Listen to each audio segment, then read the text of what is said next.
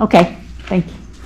Okay, I want to thank your society for having me this evening, and Terry and Dolly.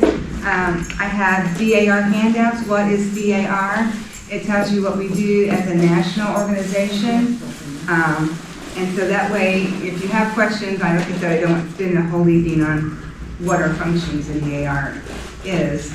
So you can just look at these 3 pages. Next, we'll just get to genealogy. How do I begin? And with all of you being in a genealogy club, I imagine you know how to begin pretty much. But start with what you know. Speak with relatives. Start looking online. Visit libraries and archives. This is a fantastic library. Montgomery County should be really proud of it. Work with the DAR chapter. And I have later on some of this genealogical research system. I'll kind of briefly go through that, so you can log on to that and type in someone that you think might be your ancestor and see if they're even listed. Just a few little facts about DAR. I know it's on that. It was founded October the 11th, 1890, and it was incorporated in 1896 by an act of Congress. Our objectives are historic preservation, education, and patriotism. Our motto is God, home, and country. We have over 1 million members now in DAR, 3,000 chapters in all 50 states and Washington, D.C. We've got international chapters: Australia, Bahamas, Bermuda, Canada, France, Germany, Guam, Italy, Japan, Mexico, and the United Kingdom. Membership: any woman 18 years or older, regardless of race, religion, or ethnic background, who can prove lineage descent from a patriot of the American Revolution. So that's just a little bit of few DAR facts. So like I said, research reminders. As before, I said start with what is known. Always work from the facts that you have to the unknown. Record where the information comes from. That is a must. Document. Any lineage society is going to know where you got that information. Where was the source? I've become obviously a paper fanatic. I print it when I see it, because I learned early on that if I found it and I didn't print it, I couldn't find it again. So I'm kind of a stickler when I just want to know where my resource was. Copy the title and the copyright pages. You should always know which book the information came from. Keep a research log of all the sources reviewed. Even if you do not find the documentation you were searching for, then you know where you've been so that you know where you need to go. Use clues only. Check the source citations and obtain the original records. So say you've got family tradition. Information passed down by word of mouth can be interpreted differently. Undocumented county histories in print and or online can contain truth or error. Just like Ancestry, you may log on and see, your lineage there, and it's like, that's not right. That's not my grandpa's birthday. I mean, there's a lot of great things, but then not everything is correct either. So look out for errors. Similar surnames or given names. Often the same name is found in different states at the same time. Information from genealogical indexes may have several different entries for the same person. So I hope your name isn't Jones or Smith. Family genealogies in print or online often repeat incorrect information over and over and over again. Lineage societies, books, or applications may be older with few citations and documentation. Next, we'll go to like birth and marriage and deed records. Birth date and location evidence. Look for Bibles, church records, and tombstones. Look at a poll tax and jury list. Maybe evidence of legal age and if exempt, evidence of advanced age. Junior and senior may not be related. I have some of those in my family. It could be a younger and an older man in the same era.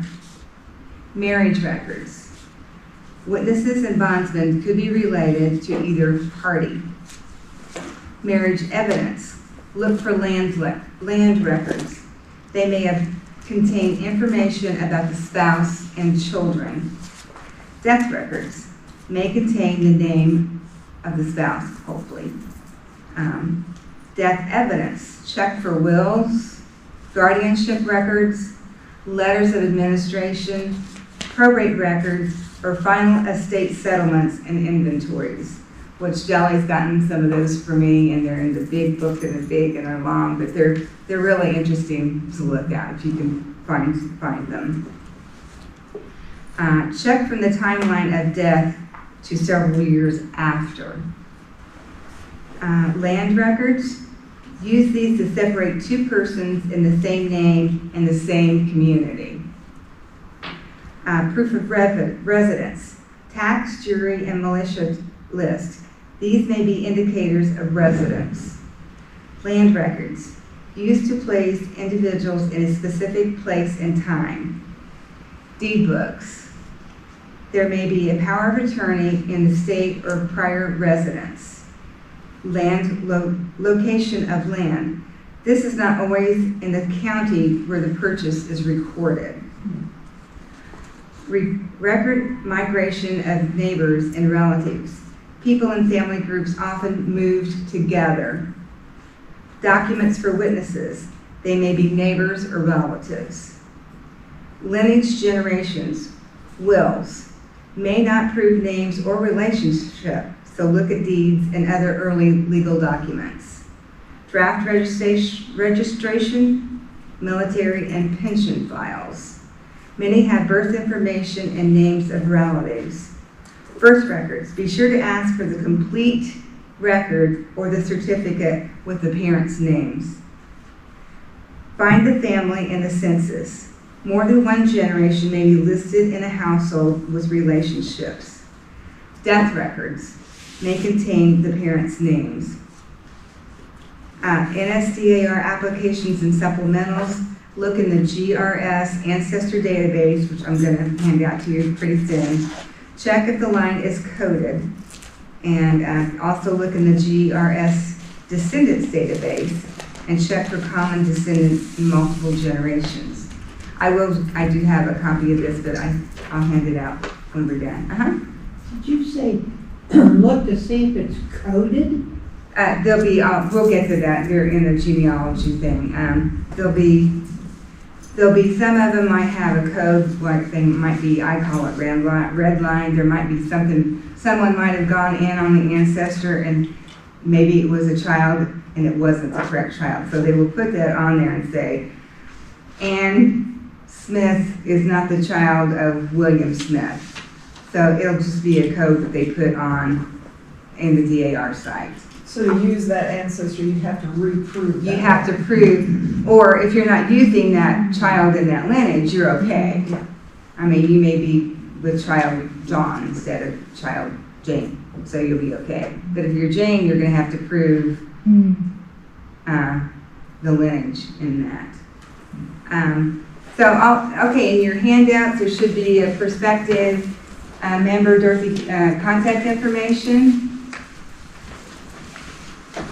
that if you're interested, you can fill out or keep in a file of your own. I'm a big folder girl, so when I put my generations, and everybody has their own different systems. This is just what I do. It's how I keep track of things. Some people just paperclip each generation and write on a piece of paper, but I use a folder and I put each generation. If I find their birth certificate, death certificate, census, I'll run it off and I'll put it in their folder. So I have it for later on when I need to use it. I have it in that generation folder.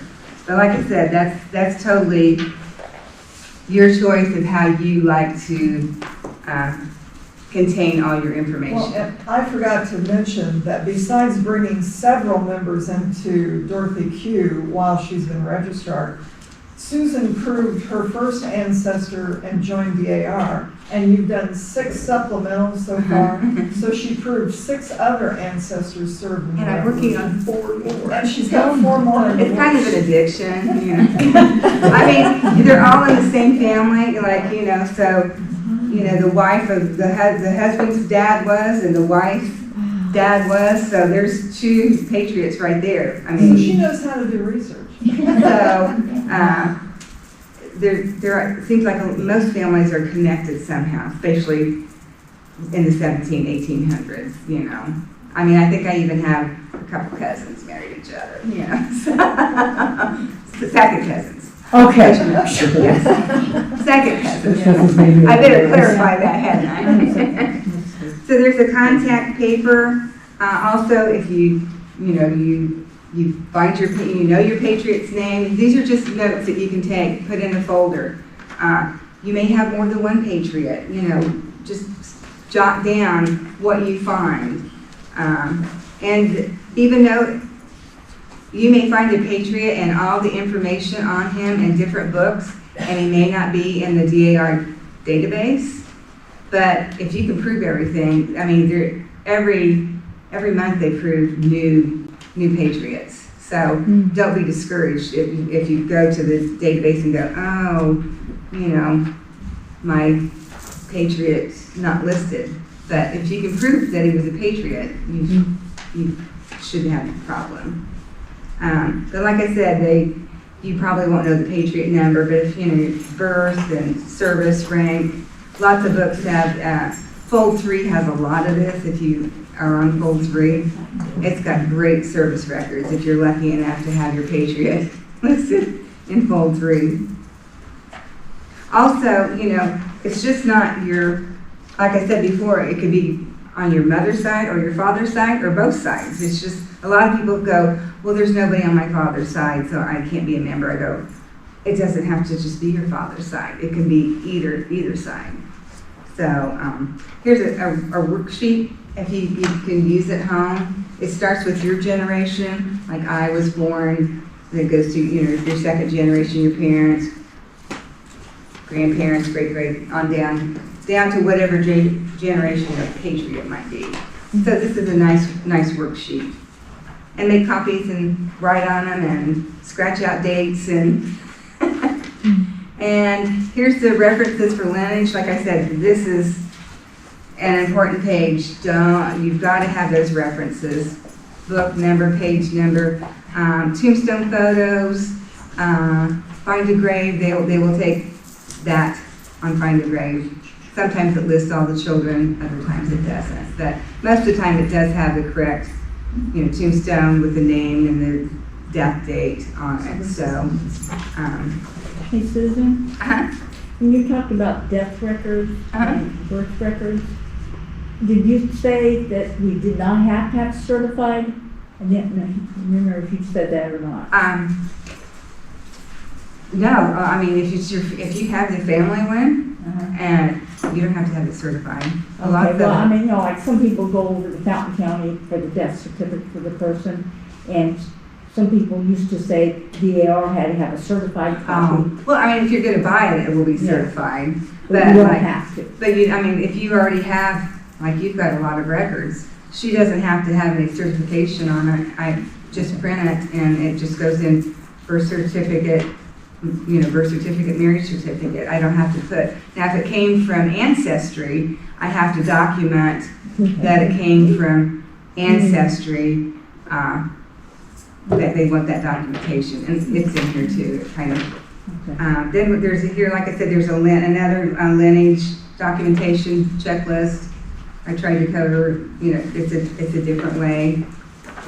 Sometimes if you do not get a certified copy, you get more information. if you don't have, I know. The certified copy goes into the form that they use today to create the certificate. And if there is record, information in that early record that is not on today's form, they don't transfer that over. And really, if you request it. Yeah. I had found that in Tippecanoe County, I got some records from there and they didn't put the mother and the father, and it's like, I paid this money, I need mother and father on it. You know, the mother, father. So yeah, you have to request that, because I learned that too, that they won't put it on there. And I think, you know, I've done a lot of research at the research library in Tippecanoe County, and I love those ladies. But they also agreed with me. I said, you know, the health department isn't very friendly in Tippecanoe County. And she goes, no, you're right. So. I just want to tell you real fast, I had gone to Wabash to get a certified death certificate, and they were putting a birth date in there with the birth location, and it had the old, on the original, there was like the old abbreviation for Indiana, which was IA. And so on this one that I went to get, that they filled out, they put Iowa. And I was like, okay, Iowa wasn't even a sparkle in anybody's eye at this point. So now I have this wrong certified form because I didn't check it before I drove away. So yeah. So it's still still not. And I did include a pedigree chart. A lot of, I'm working on First Families of Ohio, and they want a pedigree chart. We don't have to have it for DAR, but some lineage societies do want one. Pioneers of Indiana did not. I just joined them. They didn't ask for a pedigree chart, but they did ask for all of this, like I said, all this documentation, all the birth, death, marriage, census, and document them. They weren't as picky. I thought they were a little easier going than First Families of Ohio is going to be a stickler. They want everything. So, but anyhow, this is just for your reference. I did include on the application formatting reference sheet for your application. And I mean, you can just look over this. This is how they want things. Obviously, the state abbreviations, qualifier abbreviations, month abbreviations, how they want dates listed. But the one I use the most is the next page on the documentation page, because I sit at my computer with this by me when I'm doing the documentation, because everybody wants documentation just a little different. So this is like certificates or just BC. Say like you're the first generation, you'd be like BC, my birth certificate, my husband's birth certificate, and our marriage certificate. So it would be BC, BC, BC. Generation one's done. But it's when you go down farther, it's just lists on how they want, census is listed, how they want, diaries listed, driver's license, funeral home records, just an idea of how to, tax records, how they want it listed. And like I said, anything that you got from Ancestry, Family Search, wherever you found it, you put that on there. Or they like to mark these up, they'll slash it and they'll put something Sounds on like it. my high school English teacher with my essays. Okay, real quick, I'll go through the, if you log on the DAR site, it'll show at the top, different little things, and you just click on the genealogy research, and then it's gonna have on it an ancestor database, member, descendants. You're gonna click on your ancestor if you know it, and guess. I mean, just put, if you only know last name, put in the last name and see how many ancestors show up with that last name. And then if you know who he was married to, it's kind of a process of elimination. Kind of, you go to one, and I mean, I was fortunate, I knew who their wives were, where they were located. But you kind of have to play with the system and see, you know, if you know who the Patriot's wife was, click on all of them so maybe you see the wife's name show up. If you know the last name, it could be spelled different ways, And yeah, spell the last name different, lots of different ways, and then it'll show up eventually. and it'll show up all the different, The last name and the state would help narrow it yeah, down. it would, it would. Because you'll have last name, ancestor, first name, state. You probably wouldn't know the ancestor number. You might know their birthday, and you might know their spouse's maiden name. You just, it's kind of a, you just play with it. Just throw in names and dates and just see what pops up. I put just an example of one of my patriots, Andrew McKee, and if you ancestor shows up, it'll have their service, their birthday, their death, their pension number, and their service description. Also, it shows their residence and their spouse's name and their ancestor number. So this is what one, if yours comes up, it'll look similar to this. And which gives you a lot of information because you may not know who their service description is. You know, this one's Captain Adam Ziegler and Colonel Irvine. So it's a tool that you're just going to have to go on. And Deli has lots of patriots I know. She can. And I mean, these are all the children. I mean, a lot of them. Andrew, if you know what the next generation is, it goes by their child. So this is my patriot, but these people went through on child Andrew, these went on Thomas. My John never had been gone in on. So I had to make sure I had the land records. I had to prove everything about child John because nobody had gone in on John. Since I'd gone in on John, 6 other people went in on John. So I did that a favor with all my John records. Hey Susan, I had a question.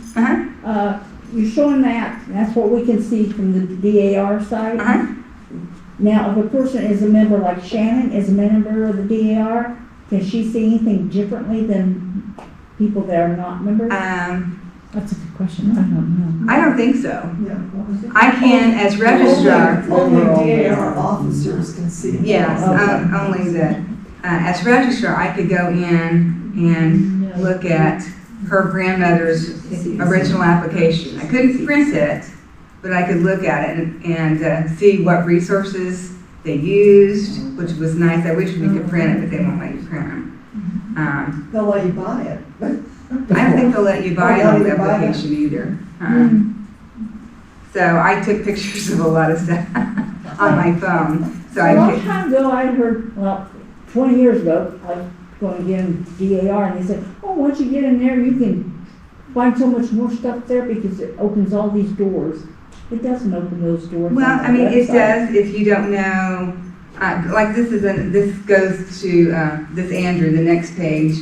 Like generation 1, 2, and 3. I'm generation 1. My parents are generation 2. My grandparents are generation 3. Say you don't have a lot of information dates for some of these in the other generations. You can see all of those. It'll fill in a lot of blanks for you. Okay. Yeah, but that was just one of the things for membership. You know, so then you'd be able to see more records that's not available to non-members. Well,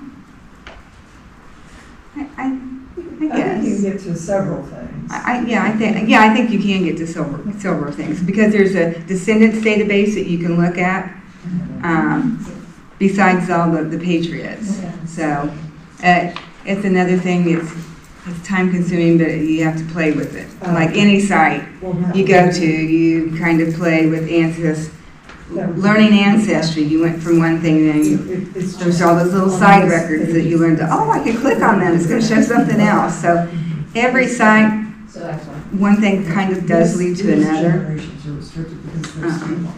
They have to be restricted. And then here,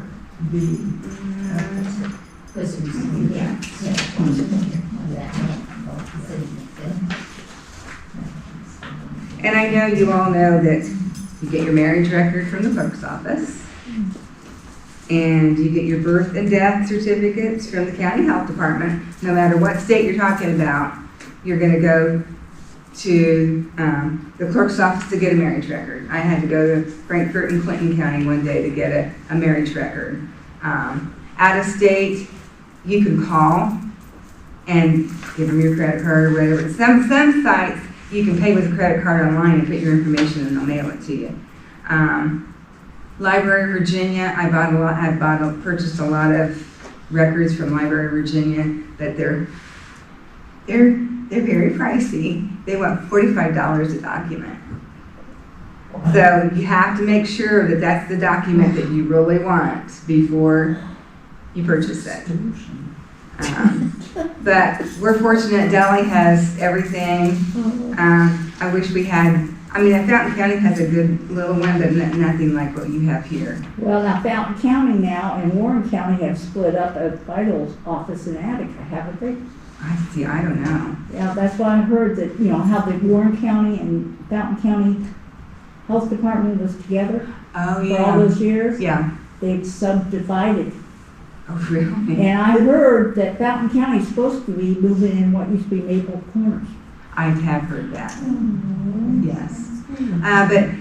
But like I said, if you need records, contact, just go online and search for the Historical Society. Call the clerk's office, call the courthouse for, a marriage certificate. And because that's what I did at Frankfort. And I knew what I was looking for, so they didn't have to pull out 50 books and search for it. Because you find a lot of information that somebody's put on there, like this marriage record was found marriage record, Frankfurt, book 2, page 429. I thought, sweet. So when I went to Frankfurt, I said, well, this says it's in book 2, page 48, and it was. So she printed it and I paid for it. So, but just because it's not local, they can give it to you. There's something that you've not mentioned. We do have some male members. Oh, yes. And if they want to join SAR, they could use a DAR member of a relative for them, and it will go right straight through. If that's for a DAR number of a mother or a sister, you can use that as a reference, and I can go right straight through to SAR. But that doesn't work the other way around. DAR will not accept the SAR. Oh, the SAR? No, they won't. No. No. Now, Pam's fortunate. She can piggyback on. It's called piggyback. And that's what Shannon did. Her cousin was a member. So basically, all their applications done except for Generation 1, and you piggyback into, and you can piggyback on their application, and that makes it Providing that line is still open. Yeah, providing that. But that for a lot of people, that's a good deal. But regardless, there's documentation out there. You just may have to dig for it. Like I said, I'm working on 4 more that are, in the same different families, but they're related. I need one piece of paper. One piece of paper that shows that Philip is the son of John.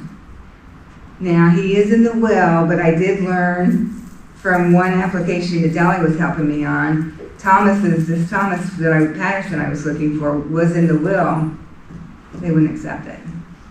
And he said it didn't prove that it was his son. It needed a paper that said Thomas is the son. Which sometimes probates will have that. But that one just didn't happen. That most of them do. That one just didn't. So she went to a different patriot. So this lady did join, but we quit the Patterson line and we started to look for information on another line. But like I said, it's out there. I go to Preble County, Ohio every other year. My families came from Virginia and Pennsylvania, Maryland, and you know how they all go to Ohio, Kentucky. So Preble County has a fabulous history library, a lot, really Darke County. I think the counties in Ohio have really great documentation.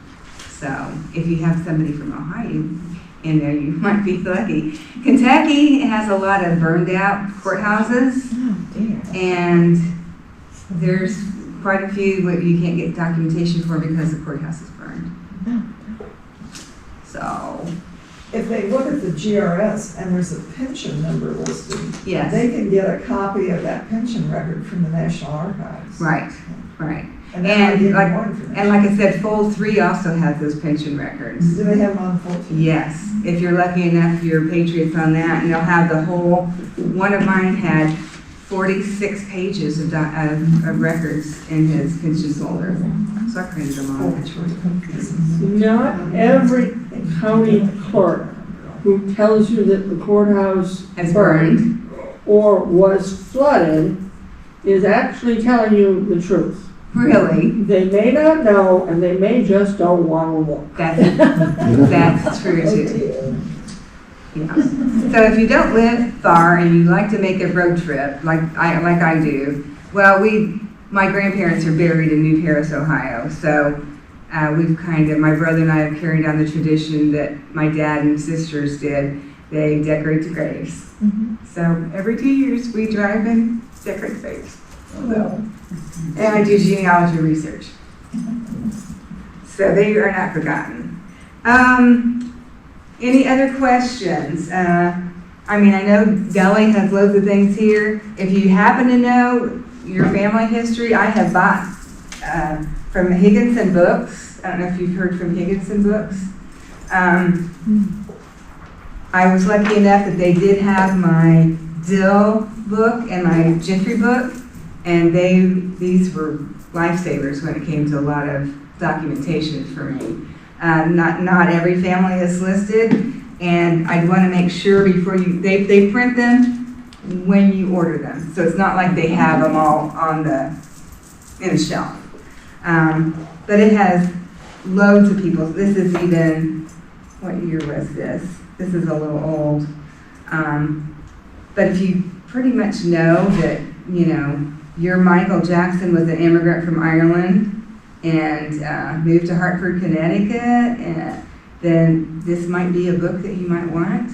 But I wouldn't just order one and think, oh, good, it's going to have anything, because you might be stuck with a book that doesn't belong to the family. But anyhow, I was lucky. This was a good source for me. And besides Find a Grave, there's billion graves index. There's just so many things that you can search to find documents. Anybody have any questions? I think I've gone over my 20 minutes. That's great. No? Question? Anybody question? Well, I hope this has been helpful, or will give you a start anyhow of what to start looking for when you're doing research. And I know you all probably know most of this, but like I said, I would say the most important is your research documentation. I have a question. How do I ask it? I have an ancestor. His name was John Martin. Is what? I'm sorry. John Martin. Oh, okay. And it's kind of like the Rockville SAR chapter is named for him. Oh, really? Yes. Okay. And there's a large percent of the members of the Park County DIR chapter are members I've gone through descending from him.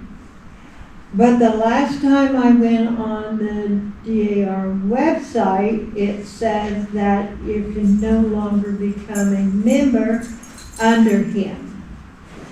Presumably because somebody else decided that John Martin that served under George Washington at Yorktown was their John Martin. And we are the ones then that have to prove that I he know. is our John Martin. Okay, that's not my real question. My real question is, if I wanted to go in, wanted to add, I'm already a member, if I wanted to add somebody, a supplement, that was an ancestor of my mother, who was a member under John Martin, could I use her number for the generations from my mother back to, say, my great-grandfather, when John Martin is my great-great-great-grandfather? Can I use the information in between, even though I don't think I could use it for John? Because they're saying that our information on him is not enough or not correct or whatever. Can I use that in between Because information? even like if we piggyback on somebody, and say it went from the Patriot and the next 3 generations, and then a different child comes into view here, then I would search on somebody else that has gone in on him to see if that child, and then I put their number on the references. So you can have 4 or 5 numbers in your references of people with different applications. On different applications. Say I took John Martin from number 15056, and then it's the same 2 or 3 up, and then the next child changed, but it's number 92769. They have that on their application. So you can piggyback as long as somebody else has proved that person, that child. You can prove it all the way up. Does that make sense?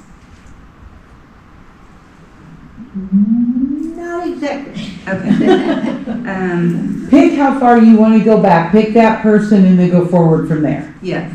As long as that information Yeah, is if that verified. information is correct and somebody's gone in and On all the other generations between me and John Martin, I can use that there. yes. But I just can't use John Martin as an ancestor.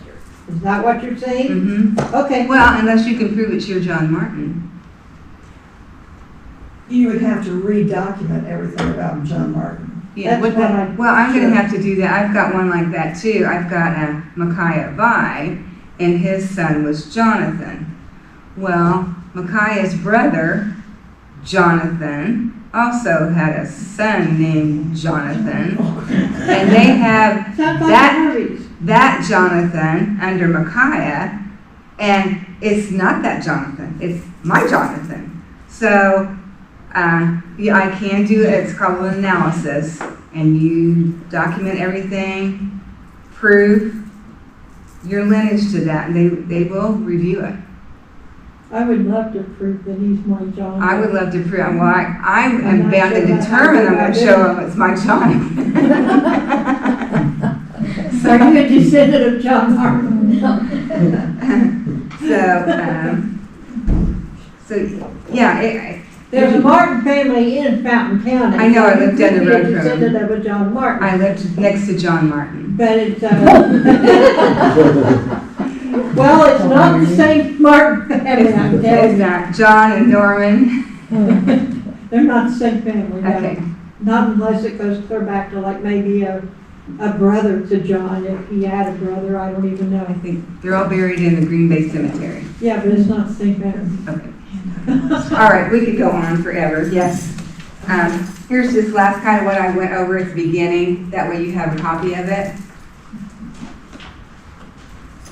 Yeah, genealogy is kind of non-ending, yes. So I don't want to bore you. Thank you for having me. If you have any questions, ask me, ask Terry. I didn't get one with the colors. And I appreciate you letting me come. Thank you.